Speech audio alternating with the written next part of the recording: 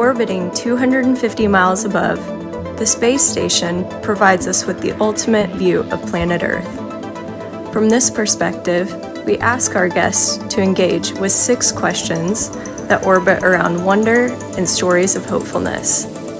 For the next few minutes, this is our Wonderspace.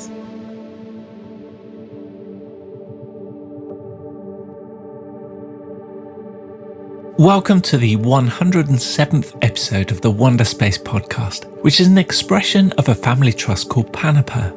My name is Steve Cole, and since September 2020, I have asked the same 6 questions to over 100 people from around the world. People such as musician Jason Carter, who in episode 54 spoke about the privilege of performing for 5 nights at the Opera House in North Korea. He talked about the restrictions and yet the feelings of freedom and connection once he was performing on stage. We are thrilled once again to be drawing from the wonder of Ask Nature, who look to nature for inspiration to solve design problems in a regenerative way. Here is another moment to help us re-wonder. Trees are plants that learned to be giants. They grow to phenomenal heights, stand strong, bend with the wind, and support massive branches that reach out over great distances. So how do they do what they do? As a trunk or branch grows, it will adjust the size and number of different kinds of cells, the thickness of cell walls, and the compounds within them. In hardwood trees, that results in rings being thicker on the top side of branches, stuffed with lots of stretchy cellulose fibers to accommodate the downward pull of tension. Softwood trees build up the lower side of branches with rigid lignin to resist the crushing stress of compression. In all trees, structural support is highly adaptable, working at odd angles and curves, and built right into the material used for construction at the micro scale. Now, engineers are developing ways for humans to use wood in a similar way, building up large, irregular shapes from smaller wood chips, giving this renewable, natural material newfound versatility, allowing it to replace highly polluting materials in buildings, vehicles, and furniture. This week on Wonderspace, we orbit with Isobelle Ford, who is the community manager for the Entrepreneurial Refugee Network, also known as TERN, a social enterprise that enables UK refugees to thrive through the power of their own ideas through providing business support. Isobelle is also the co-creator of the Anqa collective, which is Europe's first marketplace selling products and services from refugee-led businesses. She is also the co-founder and director of Skylight Ventures, a community-led fund providing early-stage finance to refugee entrepreneurs who struggle to access mainstream funding. With this expansive overview of Earth, I start by asking Isobelle if we could do a fly past over any part of the world that is significant to you. Which place, city or country would it be and why?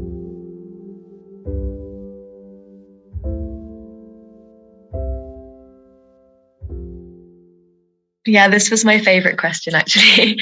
So for me, it would definitely be Venice, but maybe not for the reasons that people might suspect. So obviously, it's a really beautiful place, very special place. People say it's a very romantic place.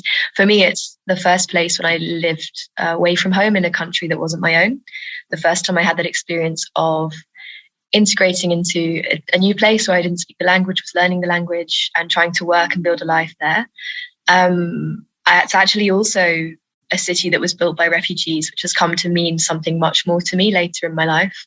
It was actually built over 1,000 years ago by refugees from coastal communities in northern Italy who were being pushed out by barbarians. And when I was living there, I had no idea of this, but it holds a very symbolic significance for me in my life. So it was an important place where I first sort of started growing up, I suppose, and living that life outside of the bubble of family life and being younger. But then I actually went back there last year for a conference on refugee businesses and refugee entrepreneurship. That's a global meeting of really cool organizations who are all doing work similarly to me And it was hosted in St. Mark's Square in Venice. And for me, it was sort of a beautiful cyclical moment where I felt like I'd come back to a place that was really important to me when I was younger, sort of 10 years on, doing work that I love with people who are really inspiring. And it just really highlighted to me that if I could show it off to someone on a fly past, it's because it's a city that's just so different once you get to know it. It's sort of in between land and sea. It's very different during the day when it's full of tourists, and at nighttime there are brilliant local communities and businesses there, but it has this global mass tourism representation as well, and reputation. So yeah, it's a very unique place. Isobelle, give us a glimpse into your life story so far, with an emphasis on what you're doing currently. I didn't study anything related to refugee or migration studies or international development. I was a linguist. I studied modern languages and medieval languages, moved to Rome as soon as I graduated and worked in a startup there. And then when I was there, I actually met a Syrian refugee who was starting a business in the center of the city. He was selling food, home-cooked Syrian food, and it was called Hummus Town. And that was my real first contact with an entrepreneurial founder from a refugee background who was bringing new things to a host country, to a new country. And when I moved back to London in 2017, I really wanted to work in the refugee sector, and just came across TERN and saw that they were supporting refugees and starting businesses, and thought this is the perfect fit. You know, it's a combination of innovation, working in the refugee sector. It's a young organization, and it's literally supporting the exact same endeavor as, you know, Khaled, the person I met in Rome, could have really used help with. So yeah, I started working at TERN back in late 2017, and there were 4 people then in the organization. I was the first employee, and we've grown massively since then. There are now nearly 20 of us. By the end of the summer, we'll be around 20. And we've diversified massively into offering incubator programs in different sectors, sort of industry sectors. So we have a food program, a crafts-based business program, and all of this targeted support is free. And I've moved more into focusing on access to markets and access to finance. So I specialize now in running our online marketplace. So that's a brand called Anqa Collective, and that showcases products from all the refugee entrepreneurs that TERN works with, very different products, very different businesses. And I also run a microfinance fund, which is called Skylight Ventures, and we offer interest-free Sharia-compliant lending. So entrepreneurs who are struggling to come up with very, very early stage funding for their businesses, sort of very small loans, we offer that and plug that gap that they, you know, are struggling to fill. So I focus mainly on those areas, but TERN itself is expanding across the UK. We work in many cities now across the UK, and have lots of international partners too. So my life is fully focused on refugee-led business now, and it's been an amazing journey over the last sort of 6 years. And it amazes me how, as a sector, it's still relevant and still growing, really. Where on earth is your place of reset or recharge?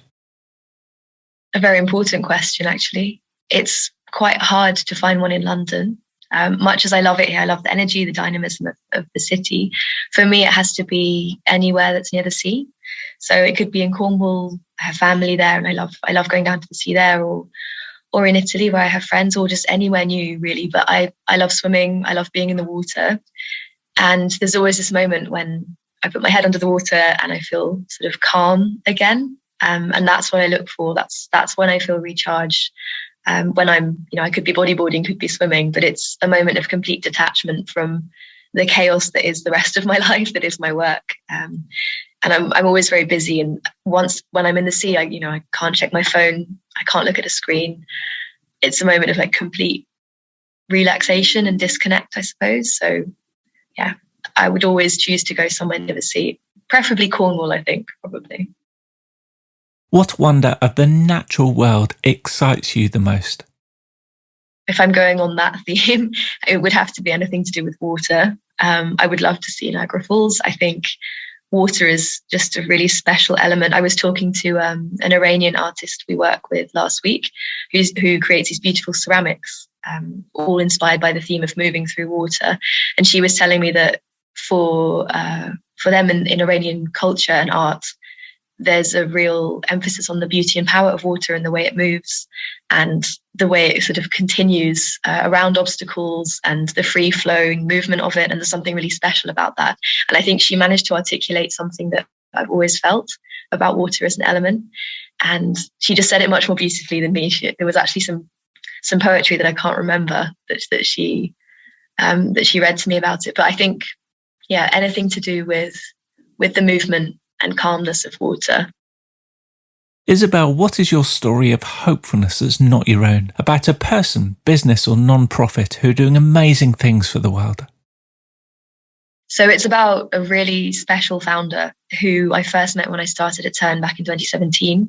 Her name is Anqa Taravinga, and she's from Zimbabwe originally. So she moved to the UK when she was 18 years old. She was involved in some political protests in Zimbabwe and was endangered. So she came here. In her mind, I think she thought she was coming here for a couple of months until things calmed down. And she's still here, sort of 30 years later. And her asylum claim was actually very, very difficult and stressful and long. So she was waiting on an asylum decision for, I think, 9 years. And during that time was unable to work, found it really difficult financially to get by. But she is such a warm, innovative, giving person. She used that time to volunteer for the boards of different charities in London, to work with young people from very diverse backgrounds, and decided that she wanted to do that. That was her life's calling. So as soon as she got her refugee status, she set up a social enterprise called Active Horizons. And she works now mainly in Bexley with young refugees, young asylum seekers, and young people from the local area, and just supports them with whatever they need. So university applications, things going on at home, advice about careers, and business training as well. So she's in turn inspiring all these young people to start these cool enterprises. And if that's not enough, she's got a son. She's a really inspiring mum, and she also runs a fashion business called Shumba Boutique, selling lots of accessories from Zimbabwe made by a collective she supports over there. So she works with me selling those online on Anqa, and she's just one of those people that when you meet them, you understand why she was able to spearhead a whole organization or two on her own, and she just sort of energizes other people into action. She's really an incredible individual, and I feel so lucky to work with her. And we actually had a hilarious meeting a couple of weeks ago now, where we were on a panel together on the Committee for Refugee Integration, and she was alongside a man called Tony, who was actually the ex-director of Border Force, and he was in charge of Border Force when she was putting her asylum claim through. And she was telling him that she used to be terrified of him. His name used to inspire total fear in everyone that she was working with. And she was campaigning really actively against the Home Office at the time and their asylum processes. And they had a really interesting conversation because they were, from completely different sides of the issue. But she was somehow able to talk around that and make a joke out of it. And she completely won him over. And they were kind of firm friends by the end of the afternoon and taking selfies together. If I could platform one voice, it would be hers, because she is a genuine force for real change in the world. And the young people she works with, she just changes lives kind of day to day. It comes very naturally to her, and she's having like real hands-on impact in her very local community, which I think is really, really important. Finally, as we prepare to re-enter the Earth's atmosphere, what insight, wisdom or question would you like to leave with us? So for me, it would be the importance of open-mindedness, staying open-minded, being curious about other people. From my work over the last 5 years, what I've seen is that what divides people most is when we're so entrenched in an individual mindset or opinion that we don't really see ways to reach out to other people in an open-minded way and collaborate with them, even if they're different from us. And that's been the biggest lesson I've learned through my career so far. Even if you disagree with someone, you can still potentially have a productive conversation with them across that divide. And I would just love it if everybody considered having that difficult conversation, at least once in their life. Find someone you disagree with, try to empathize with them if you can, and try and understand where they're coming from, and maybe try and get them to understand you, because I just struggle so much with conflict in that way. And I would really like people to consider the worldviews of others more. I think we need more of that.